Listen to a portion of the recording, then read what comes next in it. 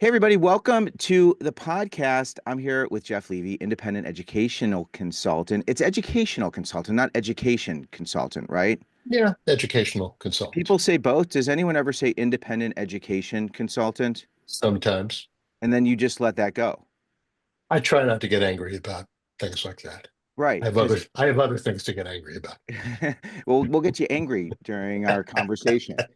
Independent, because I know it's educational consulting, because I'm in the business, but that's what an IEC is, an independent educational consultant, and he is co-founder of Big J Educational Consulting, educational, right? Education consulting, Educational. educational. You this is the smoothest start to a podcast. You know, it's like Well, this is the stuff for anyone who is listening. If you're doing like a job interview or you're trying to impress someone, like you really should do this ahead of time. Like this is not the conversation you have when the mic is hot. um, well, if this is the difficult part about learning about financial aid and college affordability, then we're fine. right. Well, I appreciate you're very kind. See, Jeff is someone I've known for years, so I have this level of comfort with Jeff, almost too comfortable, which which is a good thing. But we've known each other for many years, I mean, maybe 10 years, 20 years. I mean, we've been in each other's circles for 20 plus years, probably, right? Yeah, I think I And first met you when you spoke at a national conference that I was just in the audience. You spoke about your book, The Naked Roommate, and you had the audience in stitches. And so this was a guy I knew I wanted to meet. well, that is very kind. Well, I think you are so good at what you do. I think you are phenomenal when it comes to helping people to pay for college, to pick the right colleges. You know, whether someone has a lot of money in the bank or they got no money in the bank. You know, whether someone has the highest level of need or they don't have need. This idea that there is money available, and then the in between, because there's like those people, and so many people fall into that area where they don't have hundreds of thousands of dollars saved. They make a good living, and saving has been very difficult. Would you say there's a lot, how I know we don't spend a lot of time talking about those people, but like, you know, is that a big part of what you do? Yeah, I work with high school kids, helping them figure out their path to college. I would say, and I'm not inexpensive, I know that, and there is some criticism of our profession for, being available to those families who can afford us. Um, and I have kind of a crazy business model because one of my specialties is helping families who can't afford college figure out where they will get the most money. Um, but I would say that probably half to two-thirds of the families I work with, whether or not they qualify for need-based financial aid, and we can get into what that means, but whether or not they qualify for need-based aid, the sticker price of college is still a tremendous burden for them. And that's almost regardless of income. Okay, so I mean, it's very helpful to hear.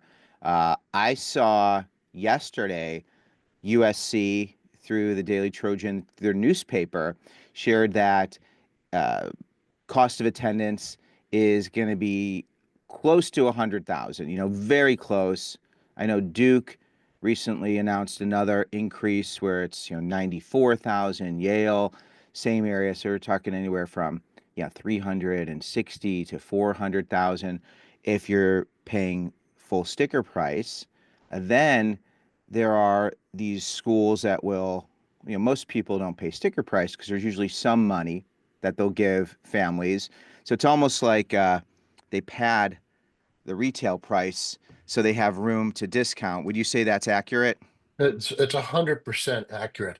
The last statistic I saw is that about 86, 87% of undergraduates are receiving some form of financial aid. So you're absolutely right. Harlan, the overwhelming majority of undergraduates are getting some assistance. That can come in various forms, but yeah, it's a numbers game, and the institutions know that most people are not going to be able to afford full sticker price, which we should just clarify for a moment means the total cost of college for a year. Tuition, fees, room and board, books, personal expenses. So when you talk about 95, 98,000 a year for the handful of most expensive schools, it's including everything, the entire cost for the year. which is really helpful for people to understand because you'll look on a website and you'll see tuition, but you want to look for the cost of attendance, which includes the whole package. Correct. And and a lot of people don't understand that. So that's a great place to start. You know, Jeff, I wanted to just touch on one thing because I know that like you are so phenomenal. I really hold you just as a top expert, and I have so much respect for what you do and the research you do, and you're very data driven. So anyone who really wants to access this information, I want to do this up front. You know, you have resources on your website, correct? Correct. Yeah. Free of charge. We we update our charts, and one of them is a domestic financial aid chart. Another is a financial aid chart for international applicants who have a very difficult time accessing accurate information. And it is available to anyone on our website. Yes. That's great. And then I know you also are a contributor to Grown and Flown, uh, where it's a more accessible option for people who want to get information, and it's like a monthly fee. And I'm a big fan of Grown and Flown, and I love that you give people a point of access there as well. That's correct, right? Yeah, I've over, I don't know, the 6 or 7 years that I've been their quote financial aid expert. It makes me a little uncomfortable to use that word, Why? but Why does it make you what? uncomfortable? You are. You're so damn good. Well, Are um, you not that I'm a good? I'm a finance. I mean, I look around and I think I know more than most Right? people around me, but um, Grown and Flown is a great place for families who want to learn the basics of the entire suite of college application information. Um, I'm one of the experts on the site. Yeah. My specialty for them is financial aid and college affordability. And I've posted, I must have 2 dozen live videos where I've spoken about one aspect of financial aid or another. I've posted dozens of blog posts answering specific questions. So that would be a good place to go get to kind of get Yeah. an inexpensive curriculum into financial aid and college affordability. It is so confusing. My son's a freshman this year, so I went through this. I have another son who's a junior who's a musician. So I have to tell you, when it comes to music, when it comes to what type of merit is available, merit aid, what type of scholarships, it is like so hard to find information because my philosophy is you apply to schools that interest you and excite you with an understanding that if you don't get the aid, if we don't get the aid, then that school is not going to be an option. So don't fall in love with every school or fall in love with every school, but know that you might end up going to the school that's going to align with the budget more than the love. And understanding that is important. And this is where I think a lot of families and also students who have high levels of need don't understand that applying to a school that has a sticker price of $95,000 might be one of the best moves you can make. 100%. And I learned this myself in my prior career before I knew anything about college admissions or financial aid. I mean, less than zero. My very smart older daughter was in 11th grade. This was in the middle of not the last writer's strike in the film business, but the one before it in '07 and '08. I worked in the film business before doing this for many, many years. And I had been out of work for months. And I was not a writer, I was a lighting person. I was out of work for months. The little bit of savings we had drained. And he wanted to apply to schools with very high sticker prices. What I learned after I got out of the other side of my panic attack, is that for us, it was less expensive. The net cost, out of pocket cost, was less expensive to send her to one of those very high priced private institutions that you mentioned earlier than it would have been for her to stay in state and attend the University of California. We were eligible for some need-based aid. She went to a college that met 100% of need, and some Wow. don't. Right. And that was the least expensive option, even though the sticker price, as you say, was among the most expensive in the country. Yeah, that story, and I know there's so many students and families who, really panic, but like the good news is if you're in a bad place, it can actually help your kid go to a place where maybe they wouldn't have access to otherwise, which people don't recognize. So when someone says, my kid's not gonna apply there, I don't want them to fall in love, I don't want to disappoint them. Uh, my starting point is, listen, have a wide range of options, in state, out of state, the private schools, but understand there are some schools that are going to be more generous, and there are other schools that are going to be not very generous at all.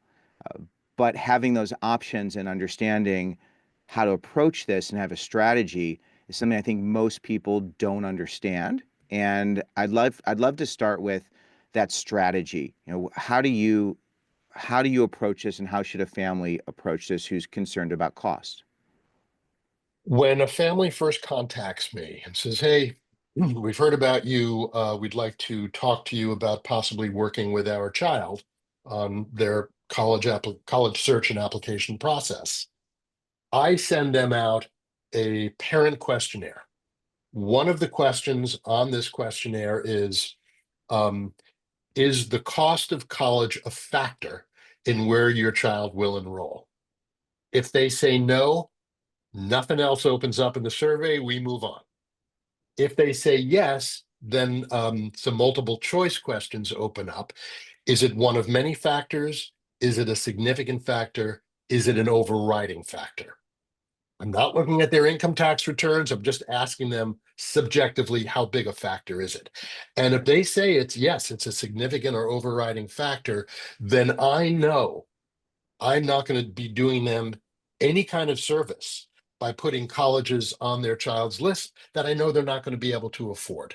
And that is where my process of finding schools that are not just a good academic and social fit for the student, but also a good financial fit for the parents. That's where it begins.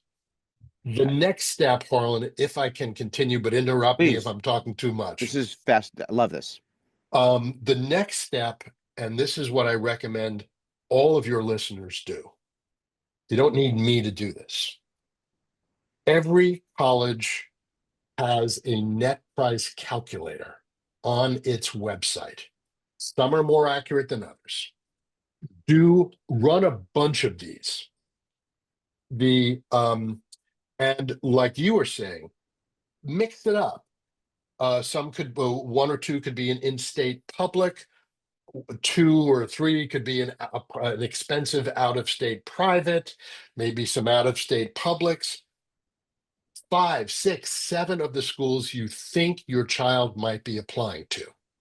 Run the net price calculator. When you look, and then save the results page, because you may use that later in an appeal. Um, you will get a sense of where you are after doing that on the needs spectrum.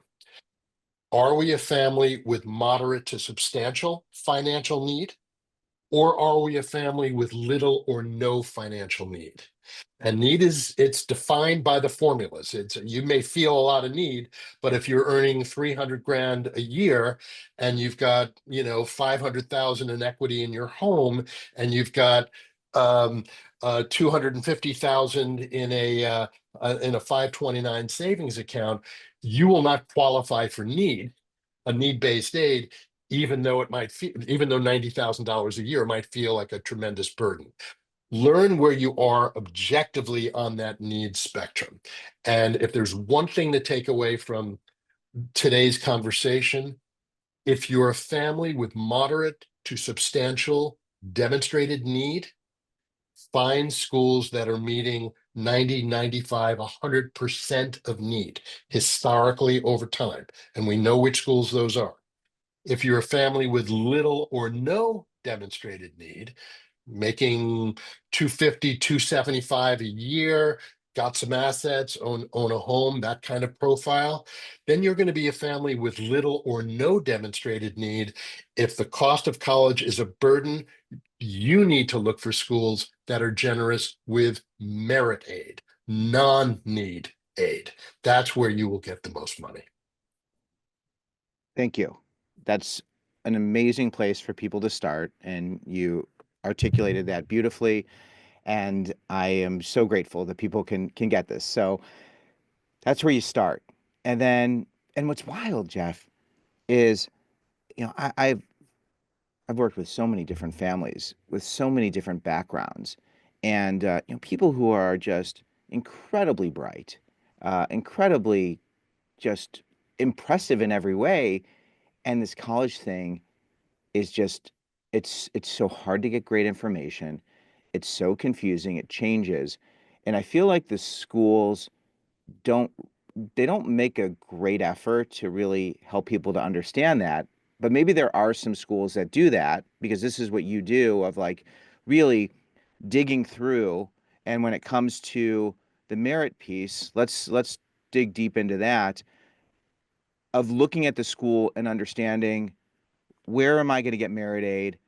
How do I even qualify for merit aid? And is there a public facing place on their website so that I can at least have a starting point? Um, those are three different questions. I should. I Uh, think I gave you four. I think I gave you maybe four there's questions. more. I gave you four, man.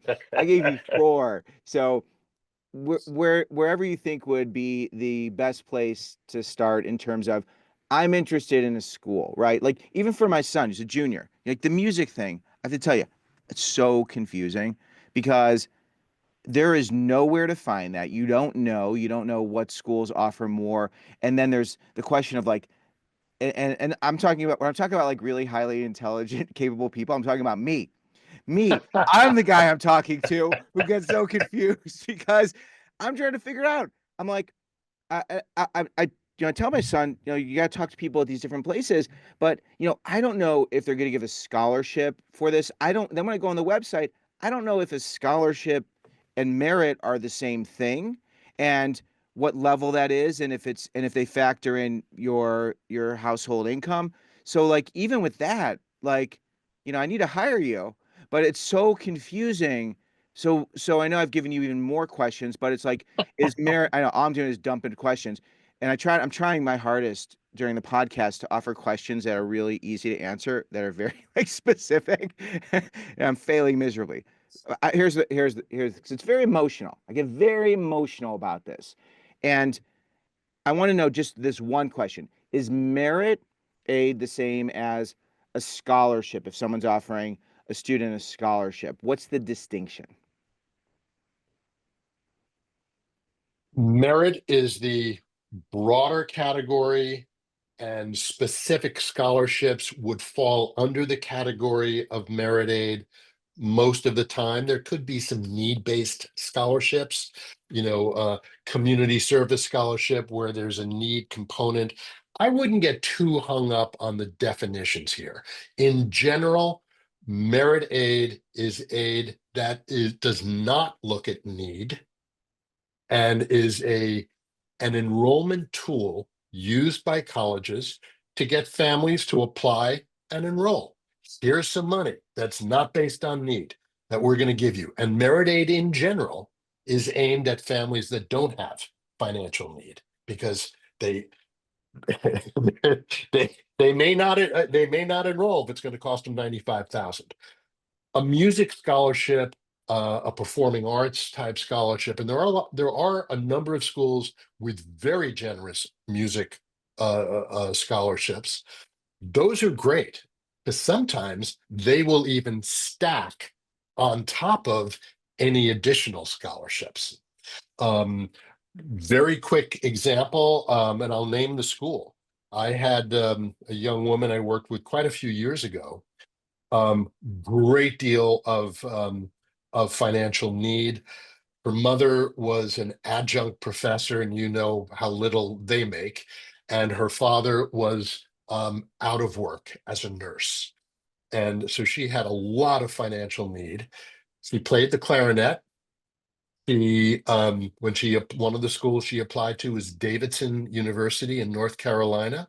She auditioned for their music scholarship and won, I believe it was a $24,000 music scholarship that stacked on top of her need-based aid. She wound up going to Davidson for 4 years for about $1,000 a year total. It's great. Um, so it's great to look for these specific scholarships, but the student or the parent is going to have to go onto each college's website to see what specific scholarships they have.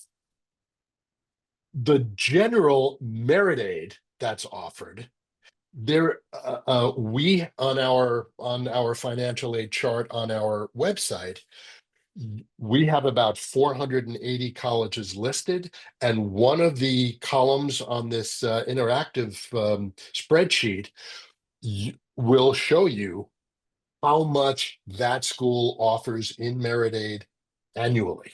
The average annual merit aid award. The good thing about merit aid awards is they're generally 4-year awards. So you get it as an incoming freshman, you will have it all 4 years. Some schools give merit aid, some don't. And I don't know of any other place besides our website where you can aggregate hundreds of colleges and see which schools give it and which do not. Just for your listeners and viewers to know, um, the Ivies and similar do not give any merit aid. And that's a real problem for those families that don't qualify for need-based aid, but who can't afford the sticker price. The Ivies do not give merit aid no matter how extraordinary your student is. But a tier and 2 tiers below, you can find fantastic schools that give an average merit aid award of 25, 30, $35,000. And just to reinforce this idea, it's not where you go, it's what you do. We've had this conversation with I talked to John Pryor the other day, who was one of the lead researchers on the Gallup Purdue Index. Talked to Denise Pope. Talked to uh, Jenny Wallace. Talked to lots of people about this, and I want people to understand because even the idea of like a tier, a top tier school and like a second or third tier, um, being in a tiered school that isn't a top tier doesn't mean you're gonna live a top life. And this is so emotional. It's so emotional for families, especially for parents who want to make sure that they could do everything they can to give their children access to a life that's going to lead them to a lifetime of security and being able to have interests that excite them. And this idea that you could go to another school that's giving you a tremendous amount of money because they recognize you and your talent, and then you can go to that school and be part of an honors program. You don't even need to be part of an honors program. You just do things that you naturally do because you're a student who excels and rises to the top, and then you have access. Uh, Correct. And there's another factor. Um, I want to drive a BMW, but I can't afford it. So I'm driving a Honda. Having the conversation with your children about what's affordable and what isn't is not doing them a disservice. It's preparing them for the rest of their lives. We all have to make decisions constantly about what we can afford and what we can't afford. And if you can find schools that are affordable, they may be much better options than schools that are not. Okay, so I want to save time for us to just kind of go through some specific examples, but a question that comes to mind is how do you get access? If you're a student who, let's say, is exceptional in areas outside the classroom, if you have a good GPA, but not an extraordinary GPA, uh, are there still options? Do they still look at that? And if you're a student who has excelled and is at the top of your class and has those test scores, how does that factor in? So the question of how do you qualify? What are the different ways that people will qualify for merit aid so they have an understanding of that process? So if you understand that merit aid is simply a tool used by the institution to get families to apply and enroll, you begin to understand that it isn't just high grades or high test scores. A regionally based school that wants to have that wants to move to having a national presence may be targeting that is based in Ohio, say, may be targeting applicants from California, where they know the state system is broken and no one can get in anymore. So, a pretty good student, but not stellar, who's applying from California could absolutely be offered 25, 30, 35,000 a year because that's meeting one of that institution's enrollment goals. Other goals that they may have beyond geographic or um, performing arts. These colleges need to have a rich cultural life on campus so that students will continue to come. So if you're a performing artist of one type or another, you may qualify. Um, there are all kinds of institutional goals that other institutional goal is net tuition revenue. So families who are not applying for need-based aid, who can meet the sticker price, are very important for colleges to bring in, and they will pay them 15, 20, 25,000 a year because they still come out ahead if they do that. So all kinds of reasons, all kinds of families are attractive to colleges, and it isn't just high grades and high test scores certainly help, but those are two of many factors in the calculation of who a college is going to offer a merit scholarship to. That's great. That's really it's really helpful. It's interesting. I didn't realize. I know that where I am, I'm in the Chicago area, and I know like Alabama. I believe like Alabama has like worked really hard, University of Alabama, to like give students lots of money to be able to get them. Is that one that was on the radar? Yeah, they're also, I think, if you're a national merit finalist, Alabama gives you a full ride, I believe. I could be wrong about that, but they used to. That used to be one of the state schools that would do that. Their Where it model makes was no di they were super aggressive. Like there's certain Mm. schools. I know you're being very judicious when it comes to not naming specific schools. I could tell in your head. I could almost see like, and I wanted to ask you, but I know you're being intentional about that. But what we'll do is let's give some example. You know what? Are you comfortable just like rattling off like some of the schools, some of your favorite schools that are really generous merit schools? Well, I'm going to go to the only reason I'm not comfortable is I won't remember them all, but I'm going to my chart. Okay. Um, and the reason I have this chart is precisely to be able to suggest the right schools to to the right families. So I've just sorted my chart. It's very simple to do according to average merit aid award. Um, and I'll tell you some of the schools that are very, very generous right off the top. You know what, Jeff, can I ask you a favor? Yeah, I wanna do this, and for those of you who are listening, we're gonna be specific so that you could understand what it is we're seeing, and those of you who wanna check out the resources, I'm going to go to, bigjeducationalconsulting.com, and then it's pretty easy. I'm going to, is it the resources? Is that where I should look? yeah, resources. This is cool. This is cool. We're gonna include links to this, so you're gonna get a chance to check this out because I haven't been on the site in a while. This is amazing. This is fantastic. Okay, so I'm clicking on the domestic undergraduate. Oh, I did need. We'll do. Hold on, and it's Yeah, no, domestic undergraduate need-based and merit aid, okay. So I class was in of the right place. 2027. Okay, so I am on here, and we'll include, you know, we'll include a screenshot of this so people can see this when you're watching the So, podcast. Okay. so what you're seeing is an alphabetized list of 476 colleges. Do you want to do a screen share, Jeff? Sure, I can do that. Let's do that because then we'll just have what you're saying there, and people can see this. So if you're listening, you can just jump on over to we include the podcasts on YouTube, so you can always see this and listen to it. So this is great, and I can follow along on my own as well. Okay, please continue. So this is the domestic undergraduate need-based and merit aid chart for last year's freshmen. It's always 1 year behind. That's another conversation because the recent decimation of the Department of Education has also decimated the the data gathering.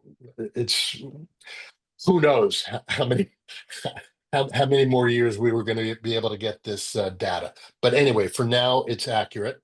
So what opens up is an alphabetized list of 476 schools. All you need to do if you're looking for merit aid, you see this column, average merit aid award to non-need undergrads, just click on that header. Boom. The entire chart resorts according to the highest average merit aid award. What we Wow, see at the top, Duke University has an average merit aid award of almost $80,000. But wow, if you look at the column next to it, only 4% of Duke undergrads get merit. So you got to look at both columns.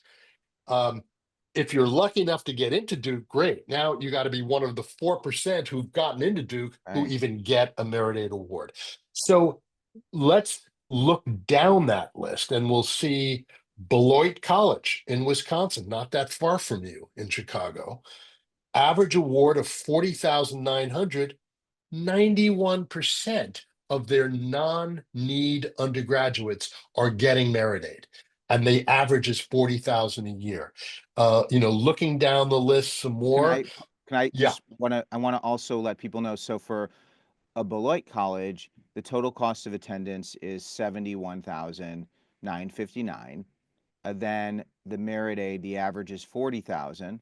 So the net would be approximately 31,000, correct? correct. And that's a great point. You have to also look at the total cost to see, what the net cost will wind up being.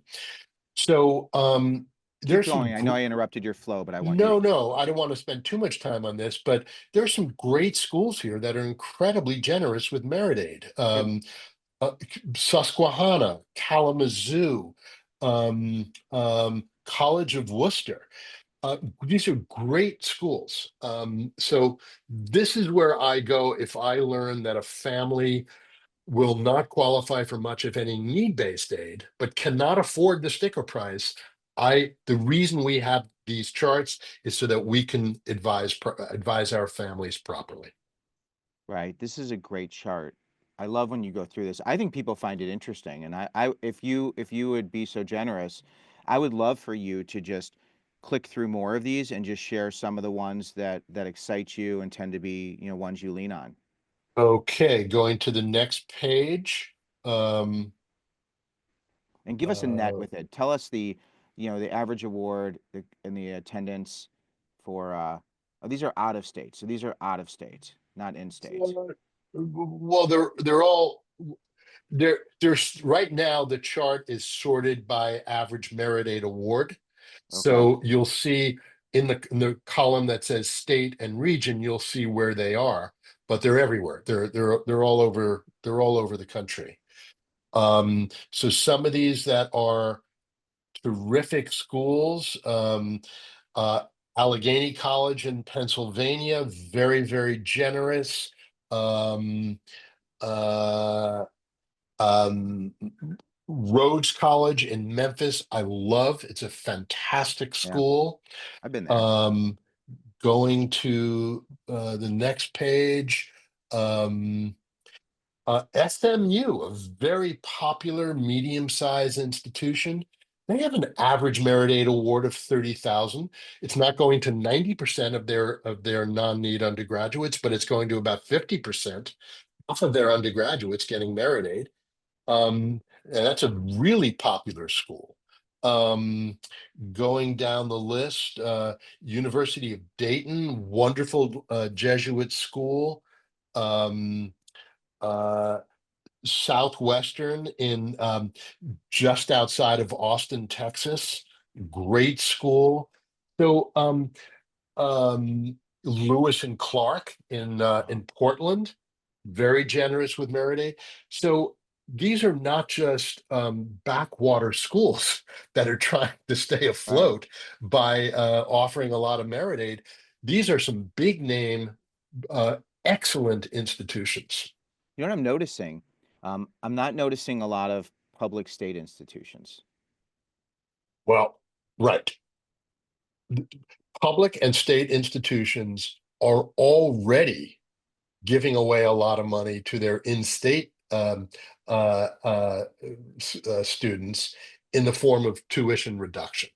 So what's left over for a public is usually very little to give out in merit aid. There are some exceptions. You mentioned Alabama. Um, University of Oregon is pretty generous. But in general, the publics are not going to be a great source of merit aid. But if you're in state, you're already getting that merit aid in the form Yeah, of a tuition reduction. right. So this is a great place for people to gauge the generosity and understanding that if a school is giving a large amount or the average is the average. Someone might get a lot more and someone might get a lot less.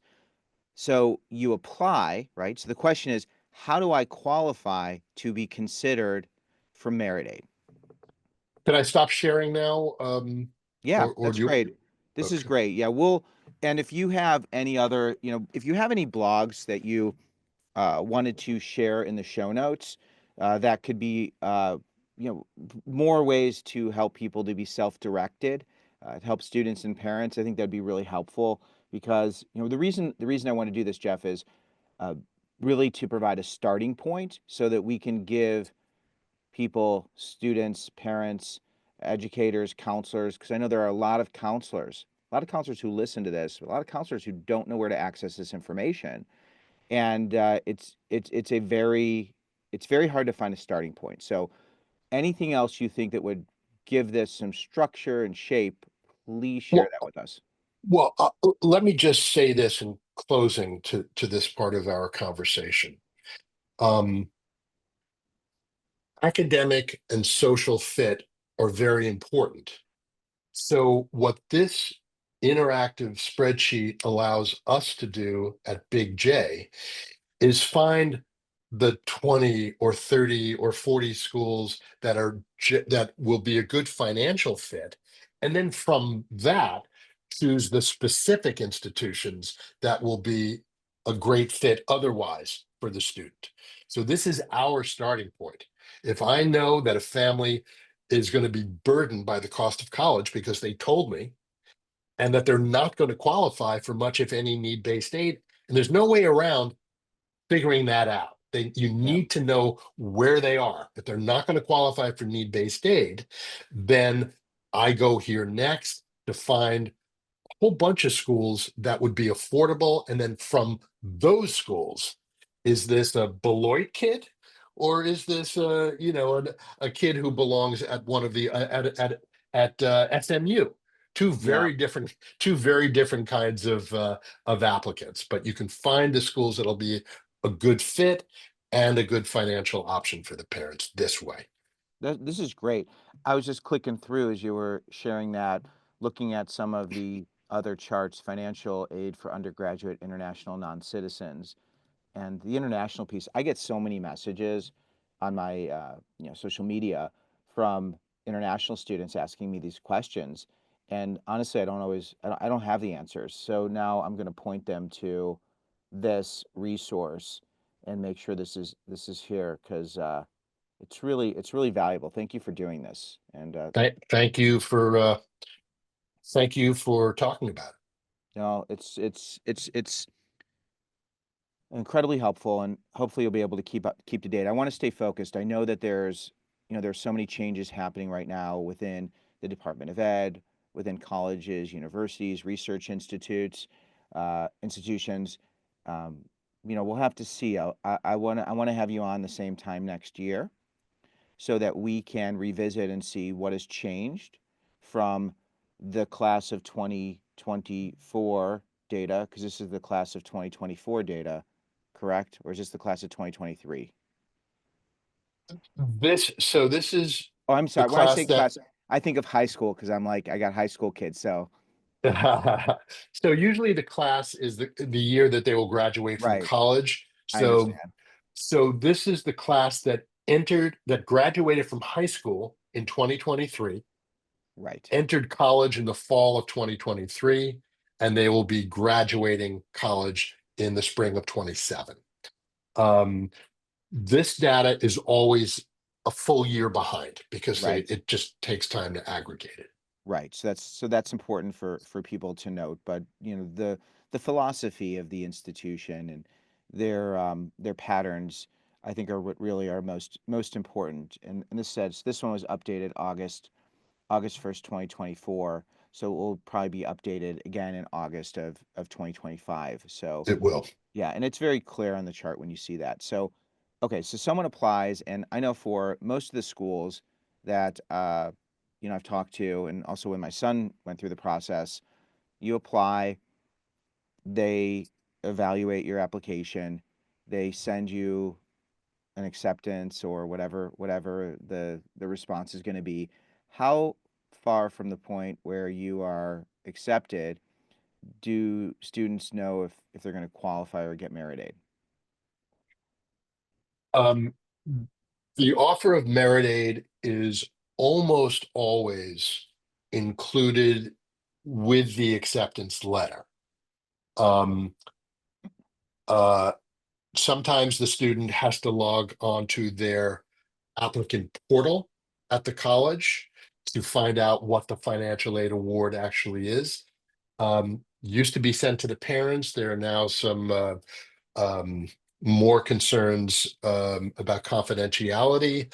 Sometimes there's not a good relationship between the student and the parents. So this is really the student's information. So sometimes it's the student who has to log into the portal to learn what it is. And sometimes it's just included in the letter or the email. Right. So then the need-based aid will typically happen later on, correct? No. Well, we had a bad year last year with the FAFSA, with Right. its delayed release. So everyone did learn later on. But this year, I mean, who knows what's going to happen now with what's happening to the Department of Education, which is responsible for the FAFSA. But at this moment in time, the way it's supposed to work is that even the need-based award, the financial aid award, comes along with the acceptance or just a few days later. Assuming applicant has completed their FAFSA or CSS, correct? Correct. That's right. Right. So if you complete your FAFSA later, you then are going to get that financial need, the need-based aid offer later, correct? Well, there's a misconception among some parents that they want to wait until they see if the kid gets in before submitting the FAFSA. This is a profound mistake. So it's really important that that students and parents understand not only what the college application deadline is, but also what the financial aid application deadline is. So if your child is applying in the early decision or early action round with a deadline of November 1st or November 15th, the FAFSA and CSS profile deadline may be exactly those dates as well. So don't assume that you can wait to submit those forms. Learn what the deadline is for each college that your child is applying to. Very important. And then when you get that offer, is there an opportunity to appeal to ask for more money, whether it's need-based or merit-based, and walk us through both those situations? Let's put binding early decision aside, because that has its own special circumstances. But if you're applying in the non-binding early action round, in the non-binding regular decision round, um, you do not have to make the choice of where you will enroll. You're not putting down an enrollment or housing deposit until the latest. Your deadline for depositing is May 1st. So you will have heard, hopefully, by April 1st from all of the schools. I've been admitted. These are the offers of merit aid. So parents have a full month, April 1st to May 1st, to kind of figure out, well, okay, where can we afford? What's the best school he got into that he likes or she likes the most? That is the month if you want to talk to the admission office about the lack of merit aid, or the financial aid office about a lower need-based aid offer than you think your child deserved. The month of April is the time to enter into conversation with them about that. Let me just ask you though, if a family has done the early action in November, December, and it's another conversation about the different deadlines, but let's say Yeah. they've gone through the earlier process and they have offers from the different schools, and it's February, or March, and they have a very clear picture, is can they still reach out to their financial aid office or the admissions office as opposed to waiting till April? I'm of the yes, they can. They can certainly start having those conversations at any point. But you want to think about what is the leverage that I have as a parent in these conversations. And I wouldn't think of them as negotiations. I would think of them as conversations. Um, Wait until you've received all of the financial aid offers. A great piece of leverage is a similar school that has, Boston College and Georgetown, uh, Case Western and RPI, a similar school that similar selectivity, similar kind of school. If there's a significant difference in the offer of whether it's need-based or merit aid between those two similar schools, you can use that in your conversation, Yeah, because colleges once a student has been admitted, has been accepted, colleges want that student to enroll. So right. so I would wait until all of the offers have come in. There is no problem. Yes, you can start in February or March. I tend to prefer having the conversation in April. That's when colleges start sweating over whether they're going to make their class. And if they can, and I've seen students without even beginning the conversation, get a letter from the admission office saying in April saying, by the way, here's another 5,000 on top of the 15,000 that we've already offered you in merit aid. If they're starting to sweat about whether they're going to make their class. So that's my advice, is usually wait until April, but if you've gotten all the offers in before then, there's no reason to wait that long. Right. I look at it as a business, separating the emotion from the information. And I think that as a consumer, it's really important to approach it with that understanding. There's a lot of fear, there's a lot of scarcity, a lot of emotion. So if somebody gets their letters from two schools that are similar in March, you know, they might want to reach out. And it's interesting because, you know, this is what's been going on. We're recording this in the middle of March, and you certainly can, but the part of it is the leverage that you have as a consumer as schools approach their deadlines, seeing what their yield is, the number of students who have committed. So if that's in your favor, it's going to help, uh, which is fascinating. It's really interesting, and you got to be very patient. So then, and this is just another piece, people worry about housing, they worry about their applications. And my suggestion would be to you still fill out those applications. And if you end up losing whatever it is, $100 or a couple $100, what you could gain by reaching out to those schools and being a little more patient is going to far exceed what that non-refundable application is. Do you ever, I agree with that. Yeah. yeah, Schools are, I think it's a little unscrupulous for an institution to lean on an admitted student in January or February and to ask for the housing deposit. If you don't, if you don't deposit now, you may not get your first choice. I just think that's kind of unscrupulous business behavior. They should be waiting until after May 1st to start doing that.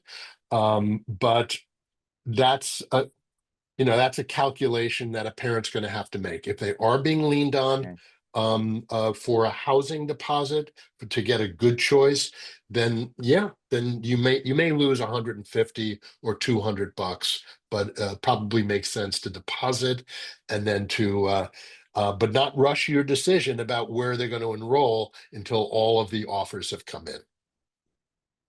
Rapid fire questions because I really I respect your time, and I could talk to you for the next 3 hours, Jeff. Um, to be eligible for merit aid, do you need to submit a FAFSA? So families say, I don't qualify, I'm not going to qualify. The suggestion is you want to complete that FAFSA, and of course there's this CSS as well, which is a different form that some schools will use, but completing that, even if you are fairly confident you're not going to get any additional aid, but to do that, so if a school needs to check the box to have you be eligible for, non-need aid. You do not have to submit the FAFSA or CSS profile to be considered for merit aid. It's a myth that a lot of counselors think is true, but it's false. There are two schools in the country that I know of that ask for the FAFSA for the consideration of merit aid: Fordham and Virginia Tech. No other school requires or wants the FAFSA for merit aid consideration. In fact, the best way to qualify for merit aid is to have your child check the box on the college application that says, I am not applying for need-based financial aid. And then for you as the parent to follow through by not submitting the FAFSA and CSS profile. That puts you in pole position to qualify for merit aid. Some people would say, is that going to change if you don't check that box with a school? And I know we're getting into these are just questions that pop up. Is that going to increase your chances? Is it going to decrease your chances if you check those boxes? How does the school look at that applicant? I think, first of all, if you do qualify for need-based aid, you should absolutely apply for it because college is too expensive not to. If you don't qualify for need-based aid and don't think you will for the subsequent 4 years that your child will be in college, then it can be an advantage. Not always, but it can be an advantage if you do not submit the financial aid forms, because when a school is kind of building their class on paper before they send out the acceptances, when they get to like the bottom 20% of that class, one of their objectives, one of their institutional goals is to meet the tuition revenue goal that they have to meet. So if it comes down to two otherwise similar applicants, one is loaded and the other is going to cost them a lot of money, they can go to the one who has no financial need. But the, at the beginning of the process, building the first half to three-quarters of the class, they're not looking for the wealthiest students. They're looking for the best students. They've got a financial aid budget. But in certain circumstances, it can be an advantage not to apply for financial aid. But when a school is need blind, is that what does that mean? It means something different at every one of those schools. Um, uh, Ideally, what it means is that the admission office has no information from the financial aid office about how much an applicant is going to cost them. There are very few schools that are truly need blind. There are plenty of schools that are need blind on the first read of the application. Um, and if they go into the must admit pile, great. If they go into the will not admit pile, no problem. But if they're an applicant who will get a second read because they're not sure if they're going to make it, they may get information from the financial aid office about how much that applicant is going to cost them. So I just don't totally trust this idealized definition of need blind. That's important information because people don't understand that as well. There's a lot we don't understand. When a student has a question, oh, if let's say your second semester, you just crush it, you do such a great job sending in those grades because I know sometimes there's a scale that schools will use in terms of offering merit aid. Is that something you've come across? A student offering second Second semester grades? semester Yeah, a student, of a high school, a graduating senior who gets merit aid and then does a really increases their GPA, has a great straight A second semester senior year, that boosts their GPA. Sending that I don't in, see reverse senioritis very often, if that's what you're describing. But um, at that point, I mean, you don't have, at that point, you're not getting your second semester grades until June. The class is built, the money is spent. I don't know if I've ever come across that scenario where someone has gotten more merit aid in June or July of their right? senior year. Okay, I was not setting you up. I promise you, I was not. I was not setting up. And we could even edit this part out if you want. But so what happened with my son? This happened with my son. Is his last semester was phenomenal, and then the school, he forwarded those grades, and then the school came back and said, we can give you an additional $1,000 each semester for for your time And for 4 years. and this happened in June. It was like July. I've Yeah, never seen that before. it was And wild. you're you can leave this in. I have no problem. I No, mean, I'm always learning. well, that's the thing. It was, I didn't understand because it's like it is so I tell people I go, listen, it can't hurt. And because I at some schools, my understanding is they even have charts on the Grid, website. like grids. Yeah, the Yeah. grids that will say, here are some of the here are some of the parameters we use without absolutes to give you a sense of what that merit aid might look like. Was this an in-state was this a public university? Yeah, Those tend to have those grids. It used to be GPA on one axis and yeah, the SAT or ACT score on the other. But since SAT and ACT have become test optional, those grids have gotten a little yeah. more problematic. But if they have a set formula, then great that they came fantastic that they came back to him. Yeah, it was interesting. You know, the idea of advocating and the idea of communicating with the schools Yeah. and really looking at this as a you know, as a partnership and having parents directly reach out and having students, you know, obviously should be the first ones who directly reach out. But when it comes to that part of negotiating, I know you said it's not negotiating, so I won't use the word negotiating. I sometimes like to use, you know, I kind of like, you know, I like to push back, you know, because I like to separate the emotions completely. You know, this is like buying a car. You know, we use the car example. And when you're buying a car, it's very emotional for the consumer and for the person who is on the other side of the desk. It's a transaction. And I'm not comparing colleges and admissions representatives to people who sell cars, but they're selling a product. They're selling a product, and the goal is to meet their goals, and they need to because it is a business, and people lose sight of the fact that this is a business where the company, the institution has 90 95% of the leverage, it seems like, you know, in situations where there's a high demand, or just in general. So like approaching it that way, the idea of no one's doing you a favor. You know, you can be respectful and you can be a smart consumer, but you can also, you in addition to, instead of a but, you can advocate for yourself. You can reach out to these people. I guess what I'm getting at is the mindset and having agency when it comes to getting as much information as you need to make a thoughtful decision. I completely agree with that. Um, and it's hard to get all, I mean, there are a lot of things under the hood that we're never going to know. Um, why one kid gets a certain amount of money and another kid from another state gets something that has to do with very private institutional goals that we're never going to know.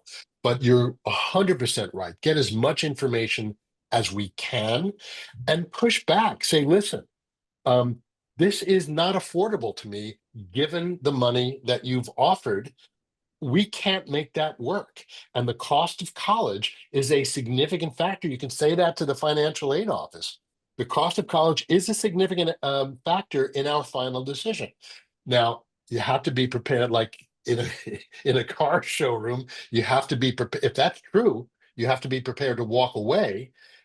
They might not collar you at the door and bring you back in.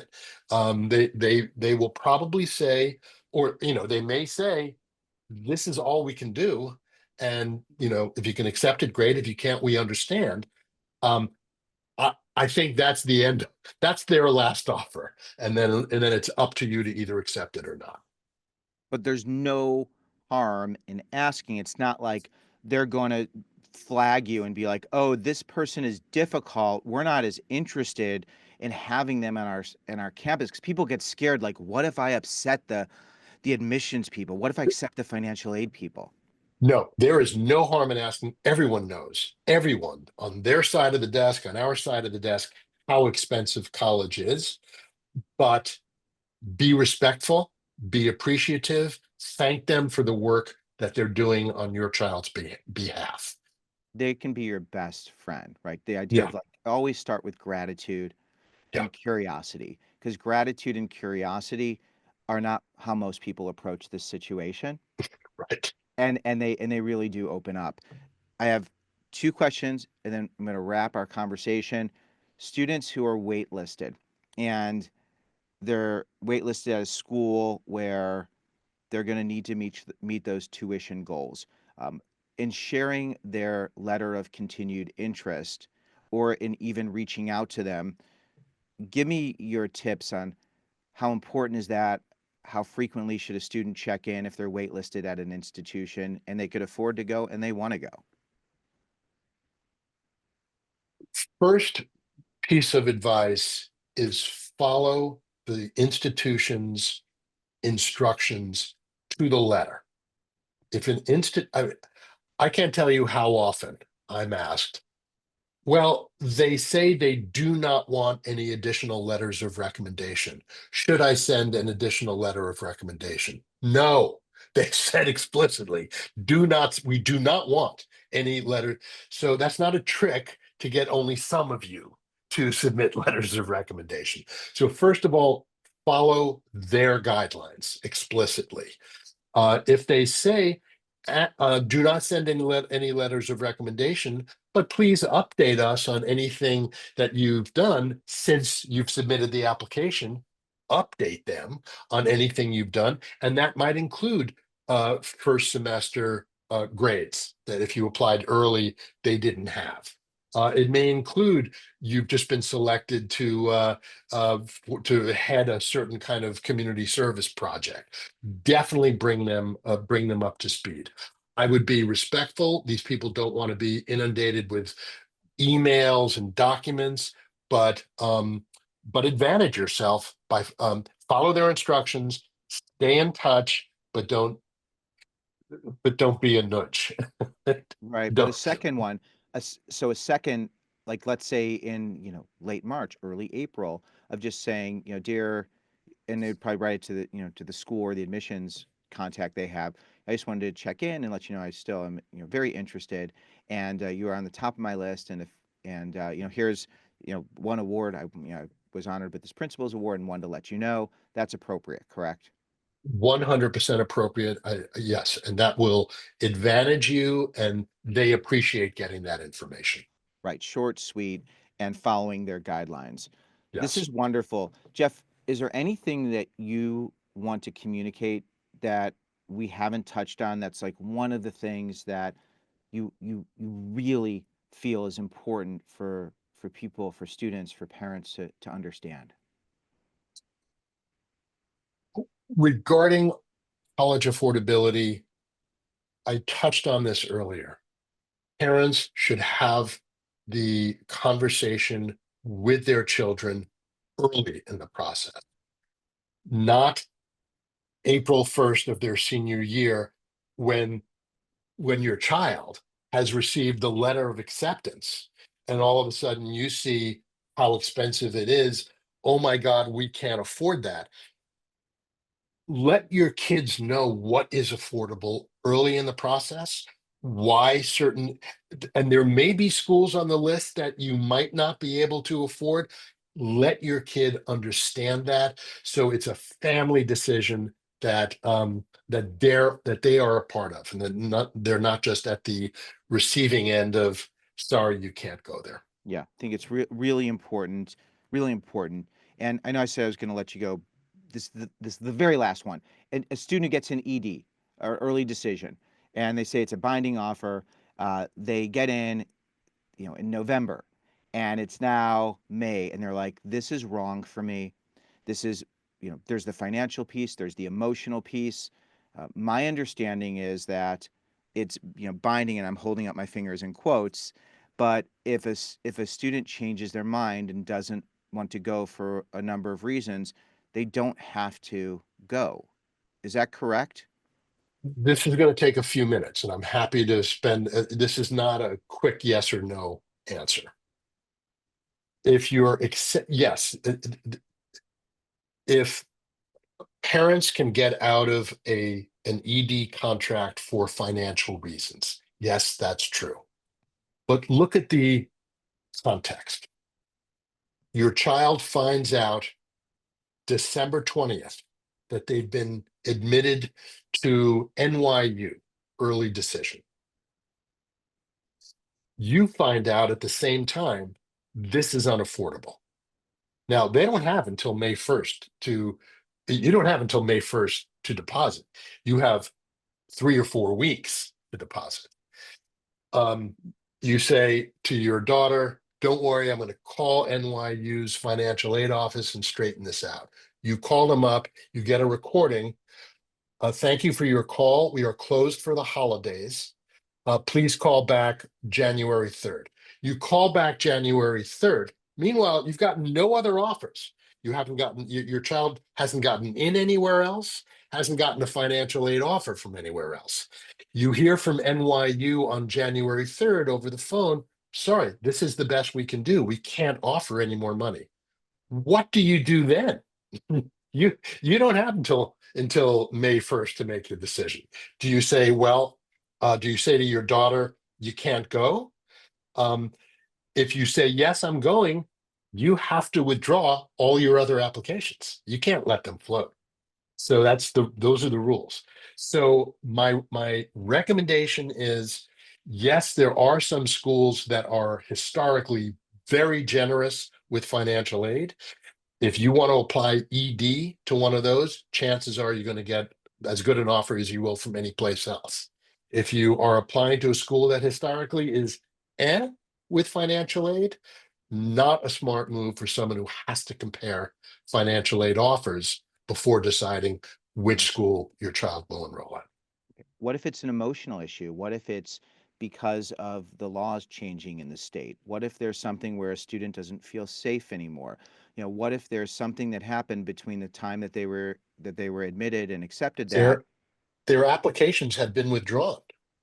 If you've said yes to your ED school, you have to then withdraw your other applications. You can't let them float.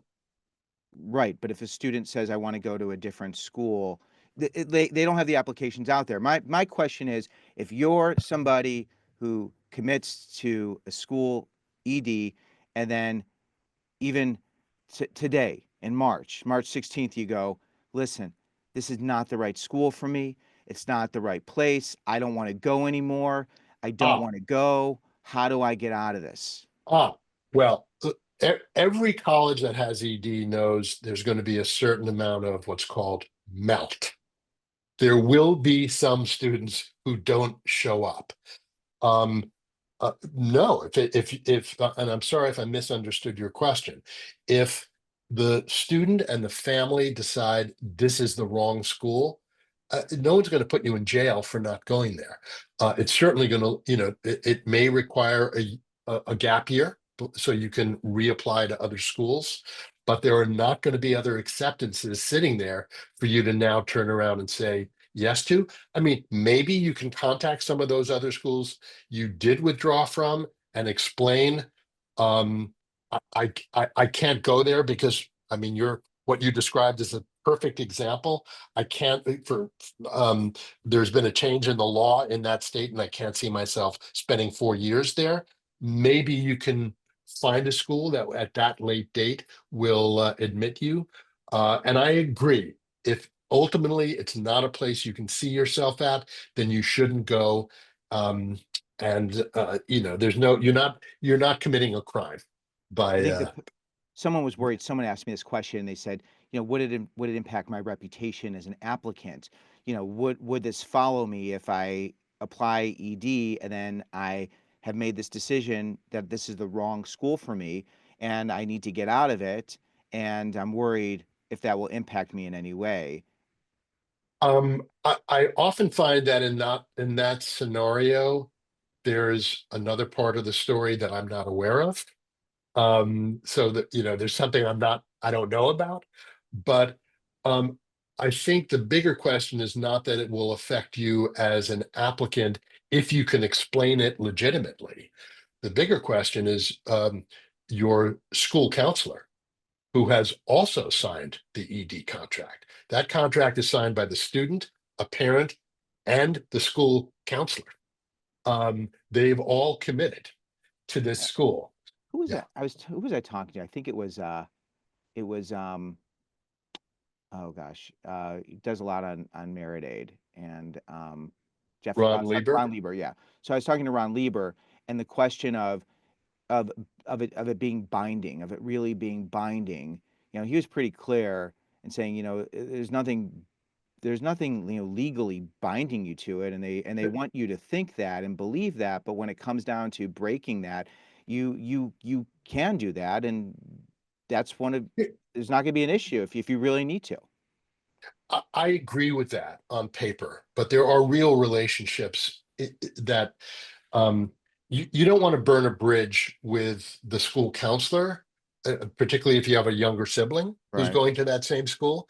So there are other things to look at. That's Um, great. Yeah. I didn't even consider that. It's so interesting because, like, yeah, I didn't know they all have to sign off. And right, when you're signing off on something, you're really honoring something and you're representing yourself, your reputation, your school. And then if something happens where that person doesn't follow through, that is something that could shine a light on you. But it's like everything else that you've been talking about, Colin. If you explain to the school counselor why this no longer works for you and it's honest and legitimate, they will understand also. So just be straightforward, include them so they understand that you're not just trying to pull a fast one, and I think it'll work out. That's great. Well, there are so many more questions that people will have, and I know we talked a lot about the financial piece. You know, you have so much insight and wisdom based on doing this for so many years, and I really encourage people to find you. They could find you at bigjeducationalconsulting.com. I'm going to include a link to all the resources. Uh, you're going to be offering you're one of the experts on grown and flown, so people can access that. It's a monthly type of membership, so I'll include a link to that as well. And if anyone is interested in a one-on-one college consulting arrangement, that's something that's also an option for people, correct? They can reach out to me at my email address, jeff@bigjconsult.com, and I'm happy to speak with you. That's great. And if I have some questions, Jeff, maybe if people have questions about just college, about some of the things we've talked about, you can message me and include that somewhere in the subject, and maybe we'll be able to address that. At a minimum, I want to make sure. I know you can't commit to something a year from now, but can you commit to it with the? It's not binding in the sense that I'm gonna come after you, okay, Jeff? But do you Oh think we no, can do this again in a year? I would love to do it. I always love talking with you, Harlan. Thank you so much for the opportunity to speak to your audience. I really Uh, appreciate it. This is great. So valuable. Oh, I'm so grateful. Thanks, Jeff. Thank you.